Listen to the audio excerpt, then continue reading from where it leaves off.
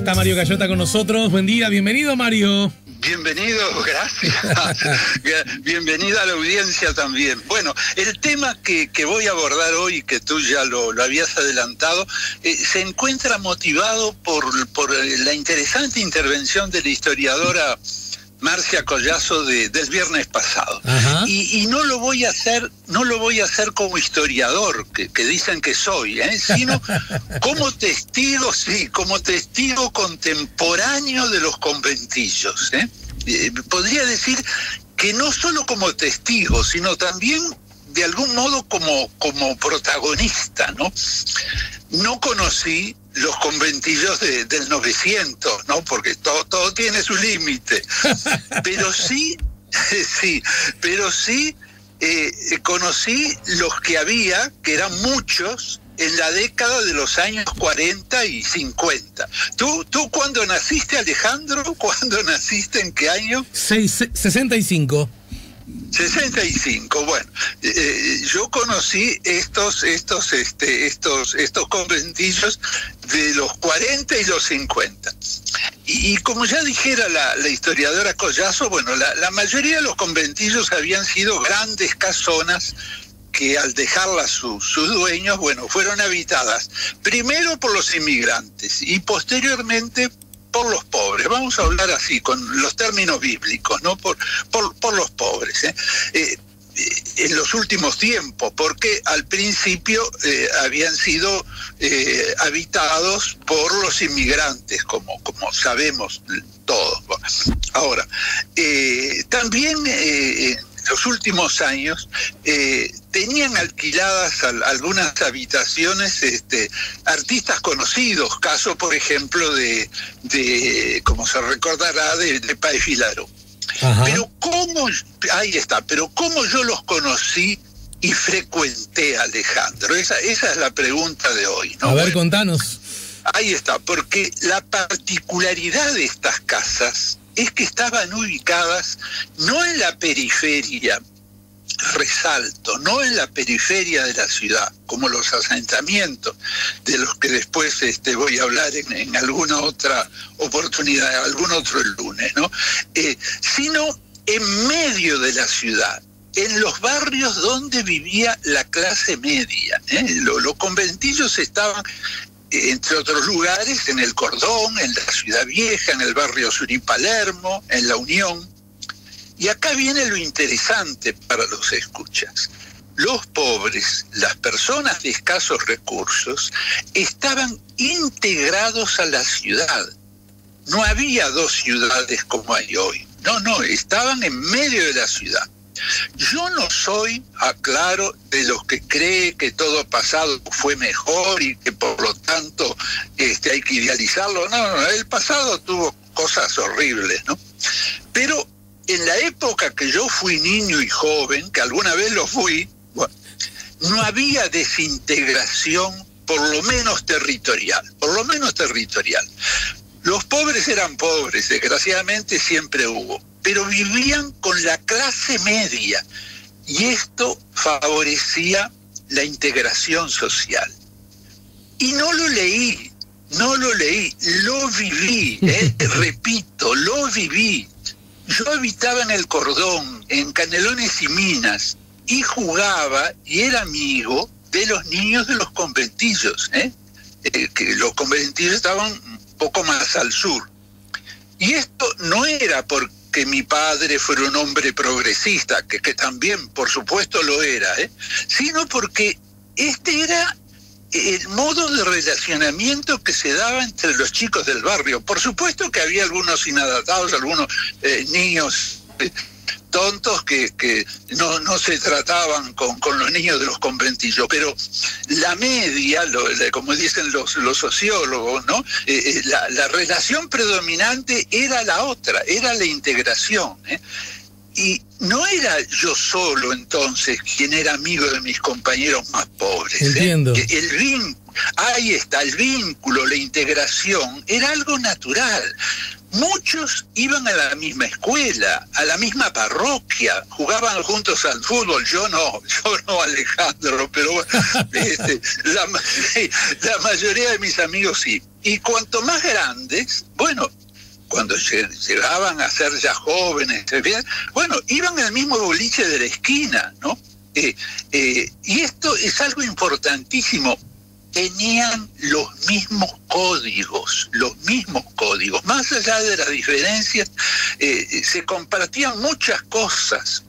Yo diría que hasta el café con leche de la tarde, que era toda una institución, el café con gofio, del que alguno de tus escuchas ha hablado, bueno, eso se compartía, era algo natural que mis amigos del conventillo merendaran en casa y yo en la de ellos, ¿eh? Y de este modo, bueno, surgieron grandes amistades que en mi caso duran hasta el día de hoy con aquellos que todavía viven o sobrevivimos, ¿no? Uh-huh. Entonces, yo, Alejandro, que soy un entusiasta, tú sabes, de la música clásica, soy también un fanático del tamboril,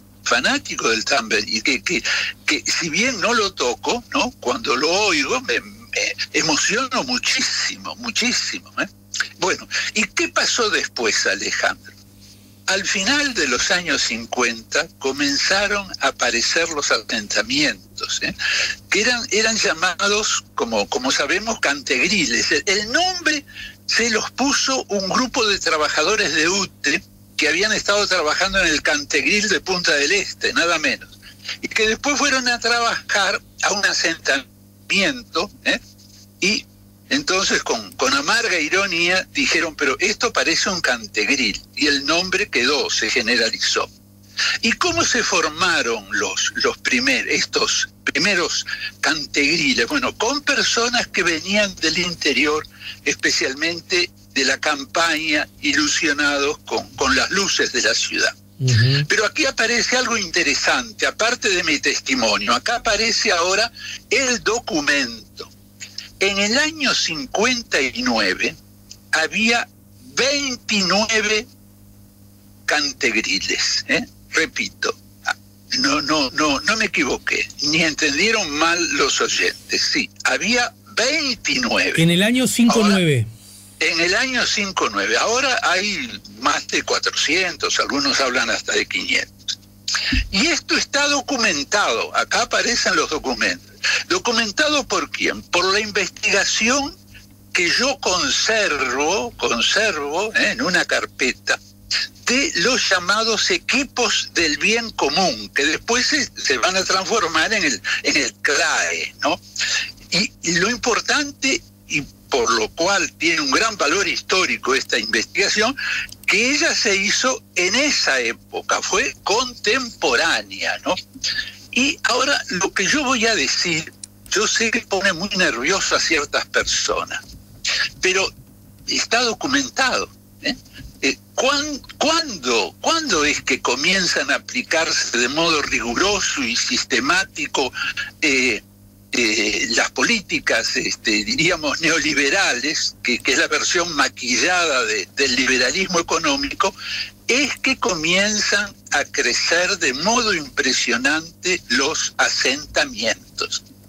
Existe un libro de Juan Pablo Terra, que además de ser arquitecto era un acreditado sociólogo, él se había formado en Francia, y en esa investigación estudia este fenómeno y sobre todo las consecuencias de todo tipo que ello acarrea en los niños. El libro, que fue calificado de sobresaliente por la UNICEF, se llama Creciendo en condiciones de riesgo. Niños pobres en el Uruguay. Ese es el título del libro. Yo no sé si los actuales gobernantes lo han leído, ¿no? Porque en ciencias sociales es un clásico, ¿no? Pero si no han podido leerlo, bueno, yo respetuosamente se lo recomiendo porque le sería muy útil para sus políticas sociales. ¿Qué libro está sugiriendo entonces, a modo de sugerencia? Se llama así, Creciendo en condiciones de riesgo. niños pobres en el Uruguay. Es del año 86, del año 86.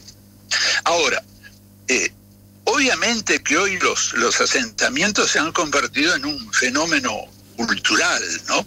Ahora, yo estoy convencido, en mi opinión, que ante este fenómeno, ¿no?, para superar la fragmentación que se produjo a raíz de los asentamientos, bueno, es evidente que en los últimos años se ha hecho muchísimo, ¿no? Pero que también, debo decirlo, puede hacerse mucho más, ¿no?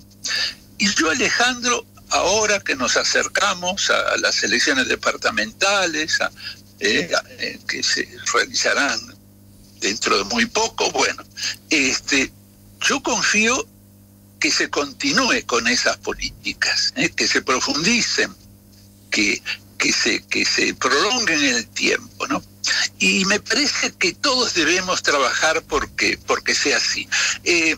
En próximos programas yo también voy a hablar de por qué se terminaron los conventillos, que no los canonizo para nada, por supuesto, sí. pero que tenían un factor positivo en medio de todo lo negativo que tenían un factor positivo que era la posibilidad de integración social a través del territorio, lo cual los sociólogos siempre dicen que es muy importante. Entonces, me parece que si yo tuviera que haberle puesto un título, ¿no?, a esta intervención, yo le hubiera puesto los conventillos y algo más, porque diríamos así, el hacer memoria de los conventillos, bueno, nos permite reflexionar sobre lo que son las políticas sociales y las políticas económicas. Todo esto no surge porque sí, por generación espontánea, no, esto es resultado de políticas sociales. Pensemos además, y ya dejo por acá, que los conventillos fueron terminados por la dictadura. Pensemos en el Medio Mundo, en los conventillos de la calle Encina, es decir, no era posible que los pobres vivieran en la ciudad. Entonces había que, como en el Imperio Romano, que a los esclavos los hacían dormir en la noche fuera de la ciudad, bueno, a los pobres había que llevarlos fuera de la ciudad.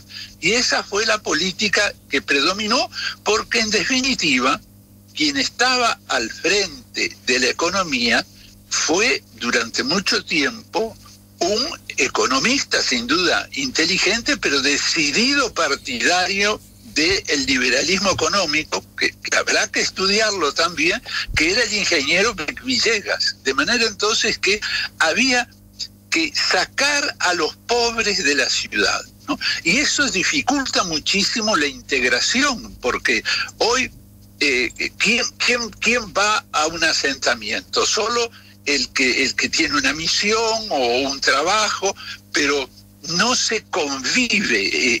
Antiguamente, en esta época, en los años 40, 50, convivíamos todos, con diferencias injustas, irritantes, sí, pero convivíamos todos. Entonces yo quería hoy hacer memoria de esto para nuestra reflexión y las conclusiones que hay que sacar de este hecho histórico que yo viví, que yo recuerdo porque viví, más allá también de los documentos, de los abordajes científicos, como el caso de esta investigación de los equipos del bien común del año 59, y del trabajo de Juan Pablo Terra, que forma casi profética señalaba los problemas incluso para la seguridad que esta situación iba a traer.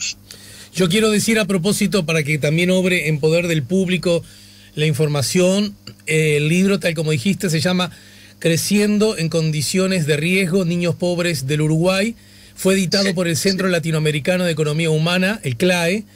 Cuenta, tal como tú decías, en realidad es el fruto del trabajo de varios investigadores, cuyo investigador principal es el aludido Juan Pablo Terra. Había otra gente allí, Enrique Piedra Cueva, Oscar Roba, algunos técnicos. Lo digo porque estoy viendo justamente la portada del libro y los datos, que me parece que es interesante que obren en poder del público. Sí, es un equipo, fue un señor equipo y una señora investigación que fue auspiciada y después premiada por la UNICEF. Es que la publicación como tal después se transformó en libro por el CLAE y la UNICEF, tal como tú decís, exactamente. Para terminar, pero para en todo caso aceptar el reto implícito de tus palabras, a ver si me quedo con esta idea. Primero, entonces,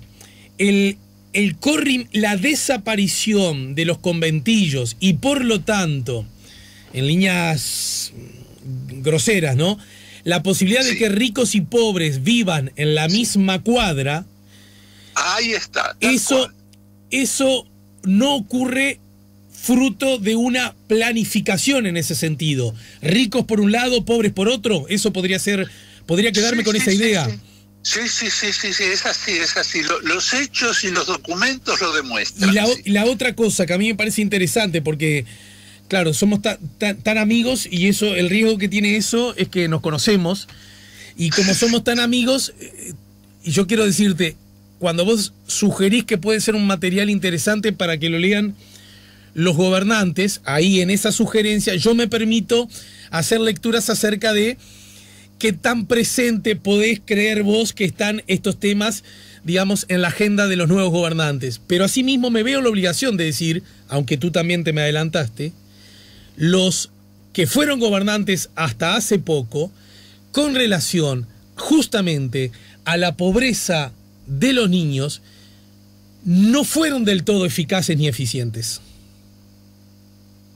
Sí, mira, recurro, ya que estuvo Galuso, Carmen, antes, hay un poema, hay una frase de Paul Valéry, que fue un gran poeta, que decía: no hay poemas terminados, no hay obras definitivas, no hay nada perfecto, Bien. ¿no? O sea,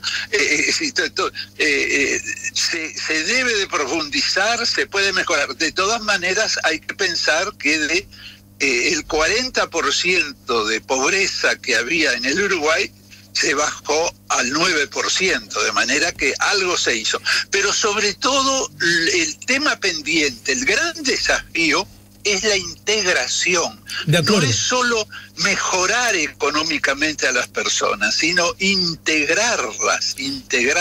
Y eso es un tema que está todavía pendiente. Hay que noblemente reconocerlo. Sí. Bueno, aportes como el tuyo seguramente habilitan a la chance de que también nosotros seamos más, en el más lindo de los términos, más críticos, y por ende más reflexivos, y por ende más creativos, y por ende más demócratas. Y te voy a decir algo que te va a gustar. Y por ende también más cristianos. Sin duda. Algún día vamos a hablar de esas corrientes contestatarias, de esas corrientes proféticas cristianas, ¿no? Anotate en el orden del día como tema que me gustaría. ¿Por qué? ¿Por qué tantas personas abrazan, con todo derecho, porque yo creo en la libertad, doctrinas acerca del liberalismo económico y también sostienen y reivindican su condición cristiana en general, católica en particular? Si hay o no hay allí una aparente contradicción según tu mirada, lo vemos cuando tú quieras, ¿está? ¿Cómo no? Acepto gustosísimo ese desafío. Sí, es un tema para mí muy querido y muy preocupante. Mario Cayota, un abrazo grande y muchas gracias, como siempre. También muchas gracias a ti y a la audiencia. Mario Cayota nos ayudó a poner la mañana en camino.